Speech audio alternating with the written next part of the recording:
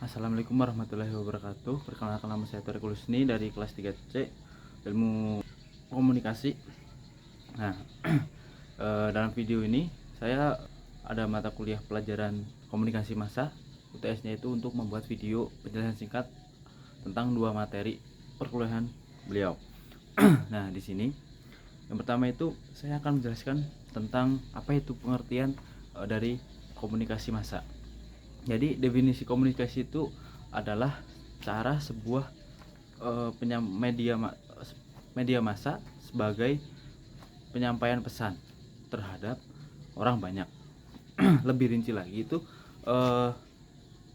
di situ tuh ada komponen teknologi dan lembaga yang membawakan berita tersebut atau menyampaikan pesan tersebut.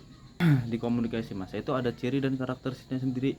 Ciri-cirinya komunikasi massa itu ada 4. Yang pertama itu tidak bersifat langsung, akan menggunakan media sebagai perantara.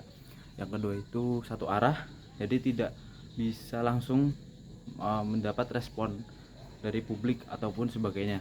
Nah, untuk yang ketiga itu terbuka, artinya itu semua orang dapat menikmati mendapatkan informasi tersebut.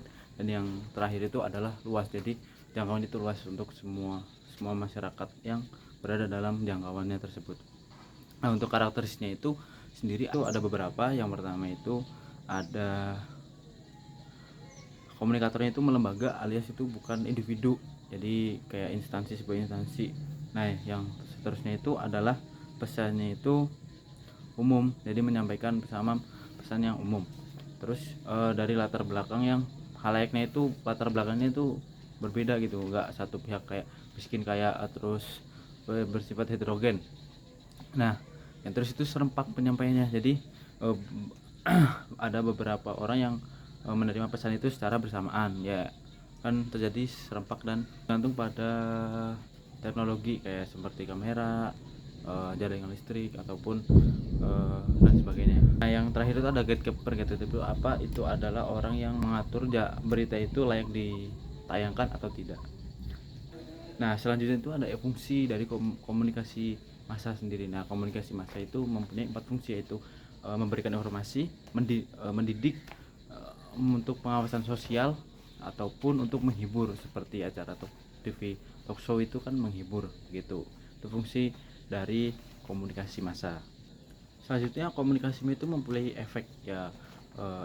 Efek itu apa sih? Efek itu perubahan perilaku seseorang. Nah, di komunikasi massa sendiri ada 3 efek, yaitu efek kognitif, itu tergantung pada pengetahuan seseorang atau wawasannya itu bertambah.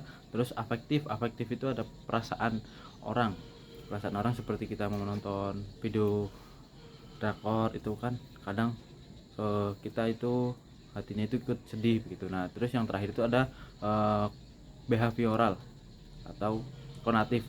Nah, itu tuh pada tindakan seperti pada halnya iklan dilarang merokok, terus yang menerima pesan itu berubah, jadi dia itu tidak merokok lagi begitu.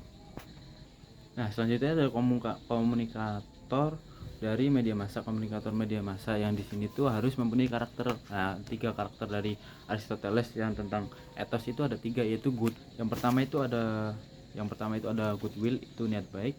Good sense itu adalah akal pengetahuan. Yang terakhir ada moral, yaitu sikap yang baik begitu. Itu komunikator dari komunikasi massa harus mempunyai 3 itu.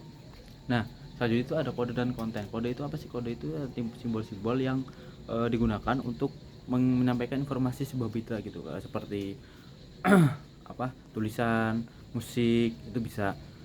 Nah, kalau konten itu adalah isi berita yang dibawakan oleh akan disampaikan oleh lembaga yang menyampaikan berita atau menyampaikan pesan gitu. Waduh, sepertinya hujan. Ayo kita pindah ke dalam. Oke.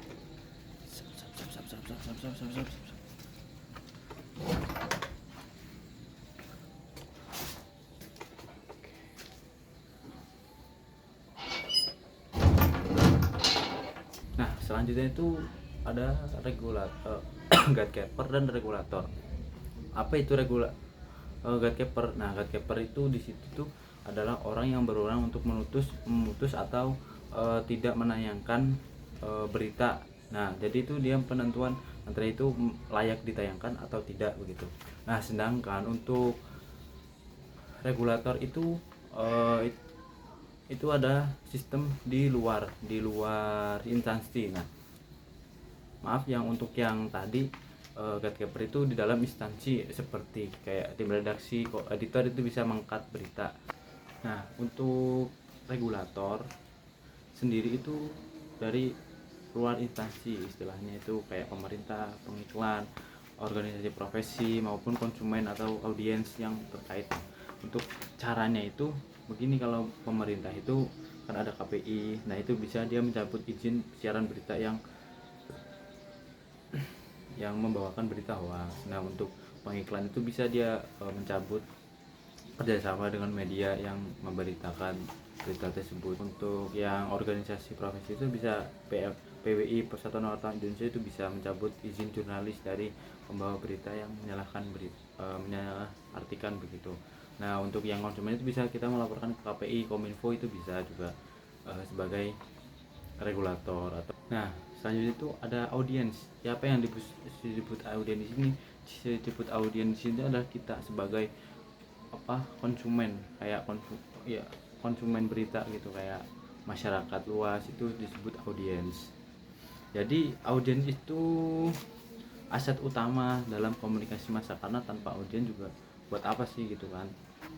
Audiens juga bisa tergantung budaya psikologis ya, seperti budaya di mana dia dilahirkan atau apa sih kepentingan mereka itu bisa. Nah, yang terakhir itu ada feedback. Feedback itu ada timbal balik. Nah, di sini itu feedback itu bisa feedback internal maupun eksternal. Nah, yang dimaksud feedback internal itu adalah dari komunikatornya sendiri, kayak seperti pembawa acara itu ngomong salah tapi kan langsung minta maaf. Nah, itu namanya feedback internal. Nah, kalau untuk yang eksternal feedback itu adalah dari audiens atau komunikan gitu, berubah tingkah laku gitu, bisa menjadi feedback yang bisa disebut feedback eksternal. Nah, untuk yang material itu adalah etika.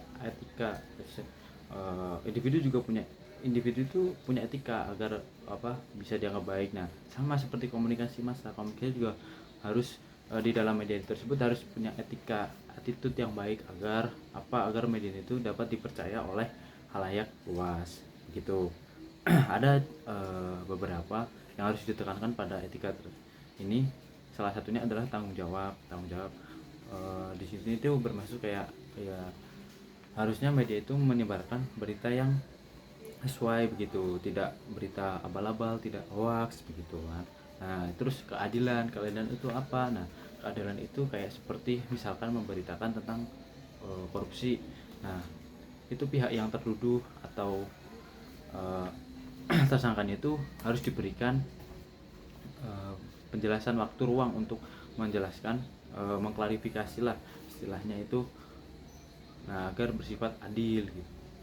Setelahnya itu ada kebebasan pers dan lain sebagainya.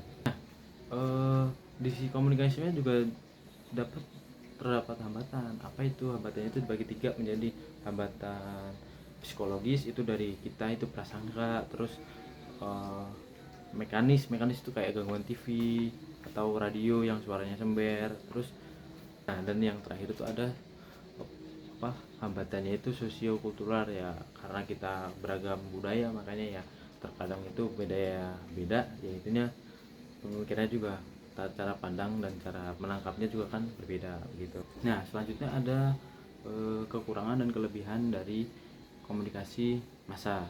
Nah, kok apa sih kelebihannya? Kelebihan itu mencakup jangkauan luas, cepat, diinformasikan tersampaikan dengan luas.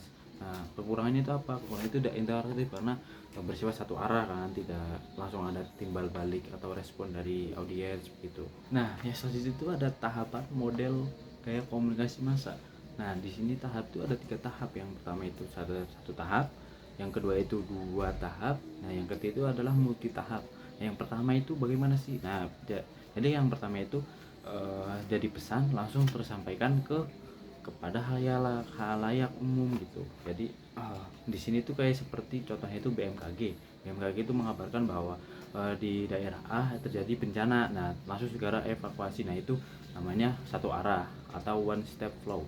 Nah yang kedua itu ada dua arah. Dua arah itu apa sih? Dua arah itu menggunakan opinion leader. Apa itu opinion leader? Nah opinion leader itu di situ tuh adalah kayak seseorang yang dapat mempengaruhi masyarakat tuh, seperti influencer, ustadz, atau kan kalaupun di desa itu kan kepala desa itu kan bisa dianggap mempengaruhi. Jadi informasi itu dari si pembawa berita ke opinion, baru opinion itu menjelaskan lagi kembali kepada masyarakat. Nah kalau untuk yang ketiga, timbal balik. Timbal balik itu apa sih? Nah itu gabungan antara dua tadi, kayak satu arah. Jadi ini langsung ke opinion opinion leader ke masyarakat. Nah masyarakat ke media. Jadi ada saling terhubung di situ, komunikasinya itu saling terhubung di situ. Nah, ini kita masuk ke lebih dalam lagi tentang opinion leader. Nah jadi opinion leader tadi kan saya udah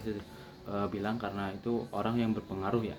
Contohnya itu seperti Najwa Shihab, kalau misalkan dalam dunia wartawan jurnalistik kan dia berpengaruh, kayak Ustadz Abdul Somad. Terus yang kalau misalkan di desa itu kan seperti kepala desa atau tokoh masyarakat yang dituakan di desa tersebut, itu namanya opinion leader. Jadi berita ke opinion leader baru ke masyarakat. Biasanya masyarakat lebih percaya kepada opinion leader karena dia berpengaruh gitu. Nah selanjutnya kita masuk ke dalam bentuk-bentuk media massa. Ada 6 media massa itu ada surat kabar, majalah, radio, televisi, internet, film. Itu bisa termasuk menjadi dalam media massa. Nah untuk bagian terakhir itu ada efek kehadiran komunikasi massa gitu. Ada 3. Nah efek yang pertama itu efek komunikasi. Nah yang kedua itu ada efek sosial, dan yang terakhir itu ada efek psikologis. Kesimpulannya dari materi yang saya paparkan tadi adalah media massa itu mempunyai pengaruh yang kuat buat masyarakat luas, tapi kita sebagai halayak juga harus pintar memfilter apa saja sih berita yang bisa kita ambil, bisa kita tiru. Itu kita harus bisa memfilter semuanya itu. Jangan hanya asal menonton satu berita saja kita langsung menyimpulkan semuanya berita itu sama. Begitu dari saya. Sekian dari saya, ada kurang lebihnya mohon maaf. Wassalamualaikum warahmatullahi wabarakatuh.